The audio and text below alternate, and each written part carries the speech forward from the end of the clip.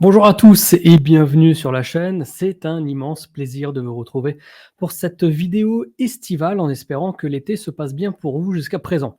Dans cette vidéo, on va parler de beaucoup de choses. On va parler d'archéologie, évidemment. On va parler dans l'archéologie de l'Égypte. On va aussi parler du Pérou. On va parler de nature avec l'Islande. On va parler aussi de nature avec les volcans islandais, un petit peu différents.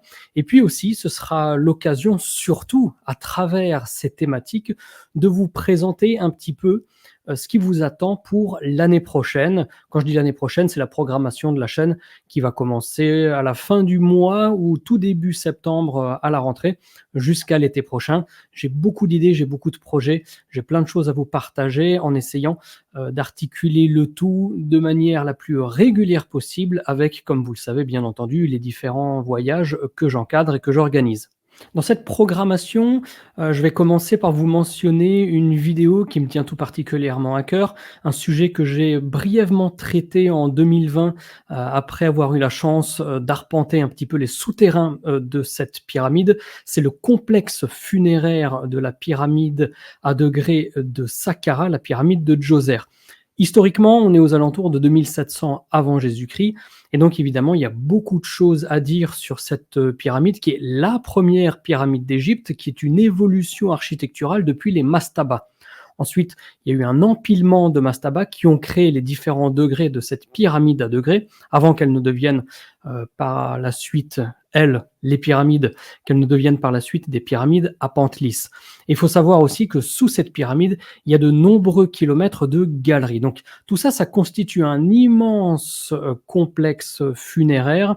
Et comme c'est un sujet que j'ai pas traité comme il se doit jusqu'à présent, ce sera l'occasion de le faire. L'intro est déjà dans la boîte, le script presque tout autant, et puis voilà, je vais me mettre au boulot pour vous partager toutes ces images qui sont, qui vont être, bon, pas exclusives, mais ça va être une des premières fois qu'on va s'atteler et qu'on va vraiment isoler cette pyramide qui est jolie, qui est visuellement très connue, mais sur laquelle il y a assez peu de documentation et de contenu qui est créé sur Internet. Donc, je vais essayer de pallier un petit peu à ce manquement. Un sujet qui, par contre, est très traité sur Internet, ce sont les ampoules de Dendera, les ampoules de la crypte souterraine de Dendera, l'une des cryptes de Dendera, ce temple absolument formidable qui date de l'époque ptolémaïque. Donc là, nous sommes bien plus tard, on est plus de 2500 ans après la pyramide à degrés, et donc on est sous cette influence gréco-romaine. Le temple, il est dédié à la déesse Hathor, et bien entendu, il est très réputé, non seulement pour le zodiaque de son plafond, dont l'original est actuellement exposé au musée du Louvre, vous pouvez aller le voir sans aucun problème, mais c'est vrai que le sujet qui fait le plus parler, qui fait couler le plus d'encre, ce sont les ampoules de Dendera.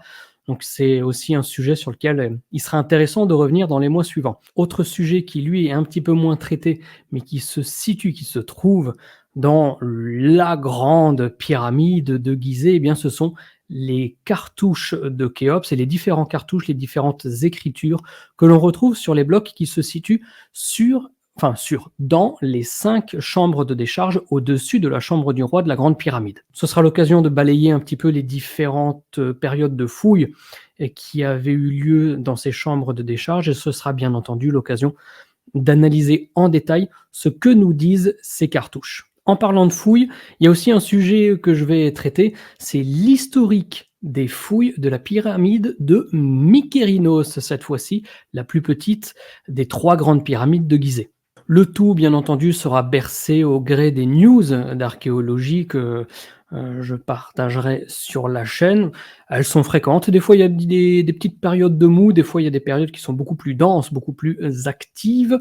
Donc, on verra comment ça va se passer dans les 12 mois à venir. Mais en tout cas, voilà, ça, ce sont les grands piliers de sujets que j'ai envie de traiter sur des gros sujets de fond, j'ai envie de dire. Et puis, voilà, le tout va être agrémenté des news d'archéologie qui vont être publiées de ci, de là. Au niveau de l'activité qui monte et qui descend un petit peu, c'est un peu la même chose au niveau de l'activité, volcanique en Islande. Effectivement, ça fait maintenant plus de 3 ans que vous êtes bercés, que nous sommes tous bercés au rythme des éruptions des différents volcans en Islande, en tout cas dans la péninsule sud-ouest de Reykjanes. Et comme d'autres éruptions sont pressenties au moins pour cette année, pour les années à venir, peut-être même pendant des dizaines d'années, bien là aussi ça va être un peu c'est ça qui va imposer le rythme, on va dire, des vidéos Islande. Mais j'ai aussi quelques petits trucs sous le coude, notamment une vidéo tout à fait exclusive pour le coup, concernant les failles qui se créent entre les plaques tectoniques eurasiennes et américaines que l'on retrouve en Islande. Ce sont des endroits absolument uniques au monde. On peut vraiment arpenter cette séparation entre les plaques tectoniques et vous verrez que ces vidéos y ont été tournées directement. Quelque chose d'absolument... ouais, c'était un immense plaisir de tourner ça, bien entendu. Mais ce sera aussi l'occasion de partager des informations et des images que je n'ai pas encore traitées sur la chaîne. Donc pour vous aussi, ce sera une grande première. Autre grande première, dans la lignée, on va dire, nature des sujets traités, je vais parler aussi des forêts de Bornéo. Bornéo, cette immense île d'Asie du Sud-Est, et ces forêts, malheureusement, elles sont touchées de plein fouet, frappées de plein fouet par la déforestation en raison des cultures d'huile de palme. Ça, c'est quelque chose qui me tient à cœur aussi, parce que Bornéo, c'est une île que je connais depuis maintenant, alors je ne vais pas vous dire de bêtises, plus de 12 ans. J'ai vu les évolutions qui s'y sont déroulées, jusqu'à très récemment, en tout cas, ça date d'il y a à peine 1 an, lorsque j'étais là-bas pour le repérage du voyage Bornéo et Kuala Lumpur de 2025. Et en parlant de repérage, tiens, je vais prendre un tout petit instant pour vous donner également le calendrier des différents voyages qui nous attendent. Et qui dit voyage dit aussi vidéo filmée sur place et que je partagerai petit à petit avec vous sur la chaîne. Donc là, au mois d'octobre, nous avons les 2 voyages Pérou qui sont complets depuis assez longtemps. Sachez que le prochain départ pour le Pérou, ce sera en mai 2026. Que ce soit pour ce voyage d'ailleurs ou tous les autres que je vais mentionner dans quelques secondes, si vous avez des questions, si vous avez envie d'avoir des informations en priorité ou même de pré-réserver une place ou n'importe quoi, n'hésitez pas à me faire un petit mail à planetraw@gmail.com. Il ne faudra pas que j'oublie d'afficher l'adresse à l'écran. Donc voilà, il y a le Pérou. Ensuite, il y aura 3 voyages Égypte. C'est la première fois que ça aura lieu. 2 voyages en février, 1 voyage en mars. Il reste encore quelques petites places sur le voyage de mars. Les voyages de février, eux, sont déjà complets. Ensuite, au mois de mai, ce sera le grand départ pour l'aventure au bout du monde. Là, c'est vraiment très très loin, sur l'île de Bornéo, ainsi que dans cette immense capitale aussi authentique que folle qu'est Kuala Lumpur en Malaisie. Au moment où j'enregistre cette vidéo, il reste 2 places sur le voyage. D'ici à ce que je publie la vidéo, je ne sais pas, peut-être que le voyage sera complet, mais Bornéo, ça fait partie de ces voyages exclusifs d'une manière hors série, hors circuit, que j'aime créer tous les 18 mois, tous les 2 ans, pour proposer quelque chose de très différent et que je ne ferai pas forcément de manière récurrente. En tout cas, Bornéo, il n'y aura que en 2025. 2026-2027, j'ai déjà le planning en tête, donc il n'y aura pas de voyage Bornéo. Donc si jamais ça vous intéresse de partir au bout du monde, rencontrer une nature, une faune et une flore endémiques, là aussi, vous avez toqué à la bonne adresse. L'été prochain, eh bien, ce sera comme chaque année les voyages en Islande, et à l'automne 2025, eh bien là, ce sera les départs pour les merveilles d'Angkor, avec le voyage tant attendu au Cambodge. La dernière fois que je l'avais fait, c'était en 2023. Avant ça, c'était en 2020.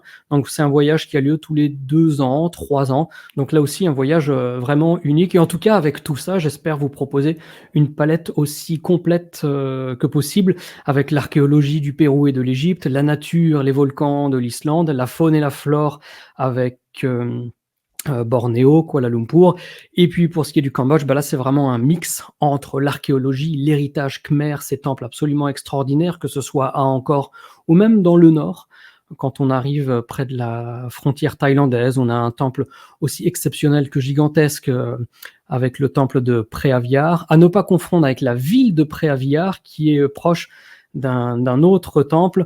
Bref, voilà, c'est un programme absolument extraordinaire. Et tiens, d'ailleurs, je vais peut-être aussi, pour ne pas oublier, vous mettre tous les liens des voyages dans la description de la vidéo. Trêve de programme de voyage, on va revenir sur les programmes des vidéos que je vous prépare. Je vais préparer plusieurs vidéos sur l'obélisque d'Assouan. Il y aura une vidéo qui sera consacrée à tout ce qui est, ingénierie concernant l'obélisque, une autre vidéo qui va être consacrée aux problèmes issus du travail et de l'extraction de l'obélisque et une autre vidéo qui fera peut-être partie d'un binôme de vidéos, je ne sais pas encore.